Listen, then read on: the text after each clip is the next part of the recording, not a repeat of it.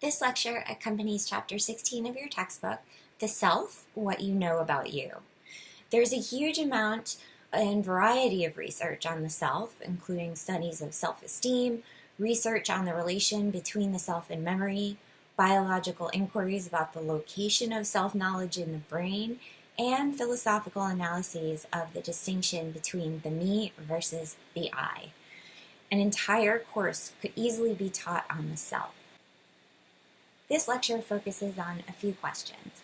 What do you know about you? How do you know it? Why does your self-knowledge matter? And we'll look at two types of self-knowledge that are the focus of cognitive-oriented research on the self. First, let's talk about the definition of yourself. How did you get this self? Were you born with a self? Not exactly. You developed a self over time as a result of physical development, cognitive maturation, and social experiences. How do we know when self-development begins? There's an easy answer. It's when we develop self-awareness. Self-awareness is the ability of being aware of having an experience and of reflecting on oneself. It's the realization of oneself as an individual. The self can have two different meanings, the me and the I. The me is an object that can be observed and described. We are talking about the me when we make statements about the self. I am friendly. I have brown hair. The me is the main topic of this chapter because it can be more easily studied. The I is a somewhat mysterious entity that does the observing and the describing. It is the part of the self that experiences life and makes decisions. For example, when you describe yourself as friendly, you are describing your me, but when we try to describe how we feel deep down inside about knowing you are friendly, you're trying to talk about your I. The self doing the looking is the I, and the self being looked at is the me. Richard Robbins and his colleagues in 2008 proposed that the self has four primary jobs or purposes.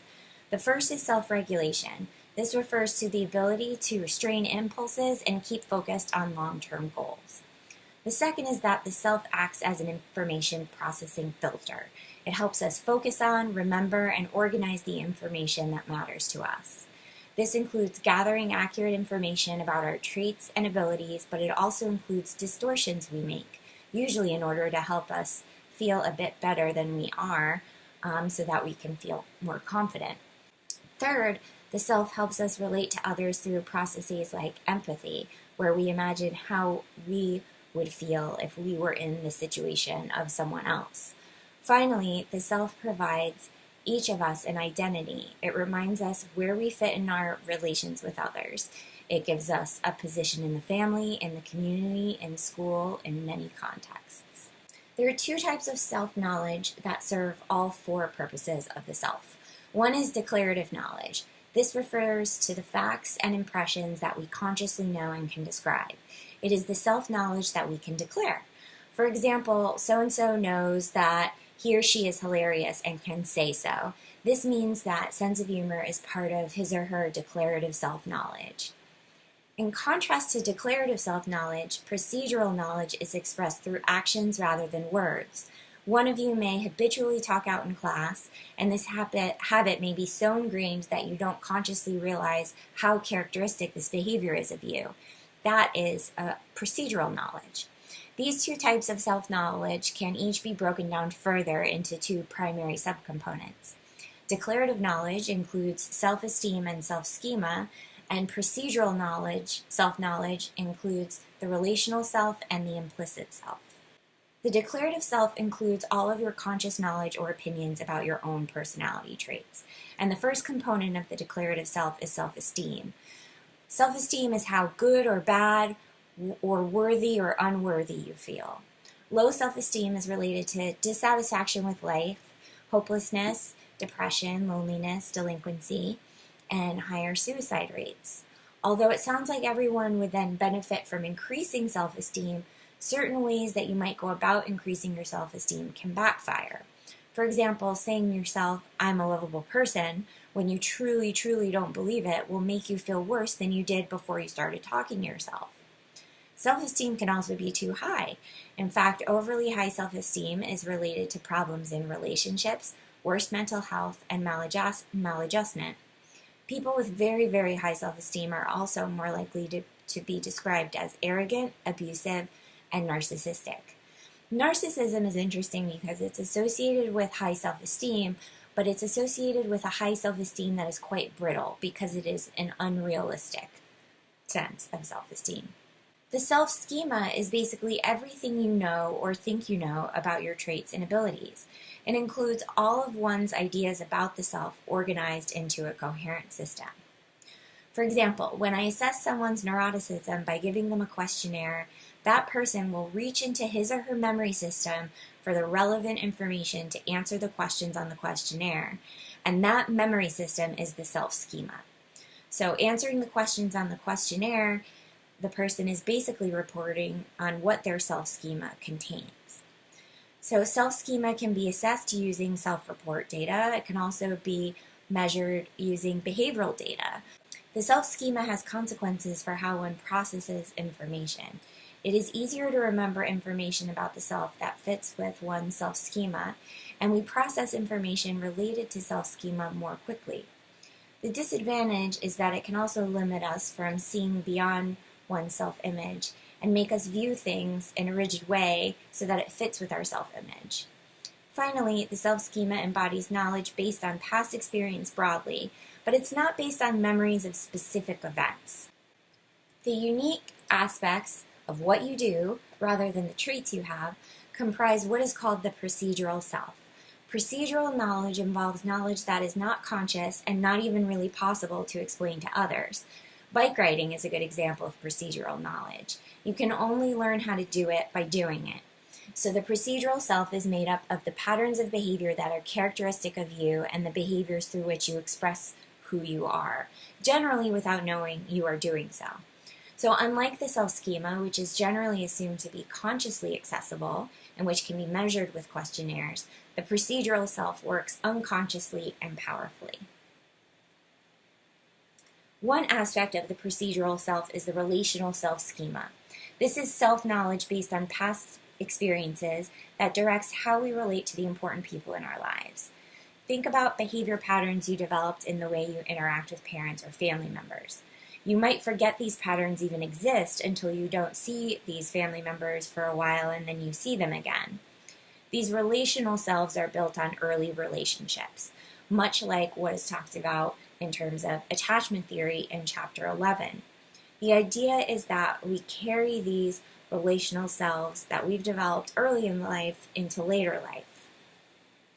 The example that Funder gives in the book is someone who was always very intimidated by their father and tried at all costs to avoid making their father angry, but then ends up behaving with their male boss the same way. Relational selves are difficult to change, probably because they are set early in life. Implicit selves refer to self-relevant behavioral patterns that are not readily accessible to consciousness, which includes but isn't limited to the relational self. Implicit selves are any implicit aspects of our self-concept. If they are unconscious, how do we know that they're there? Well, as was discussed in chapters 2 and 3 of the textbook, we can use things like the implicit association test to assess procedural aspects of the self. The IAT uses a person's reaction time to certain stimuli to test the strengths of the association in an individual's cognitive system that the person might not be aware of. Changing or gaining new procedural knowledge can only happen by doing. This means through practice and feedback.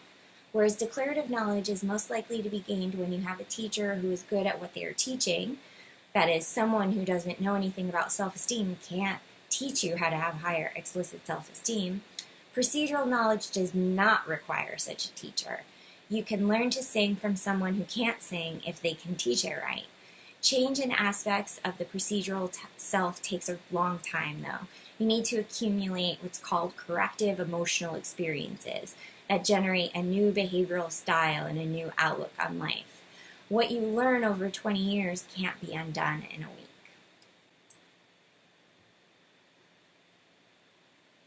We'll end here with the idea of multiple selves.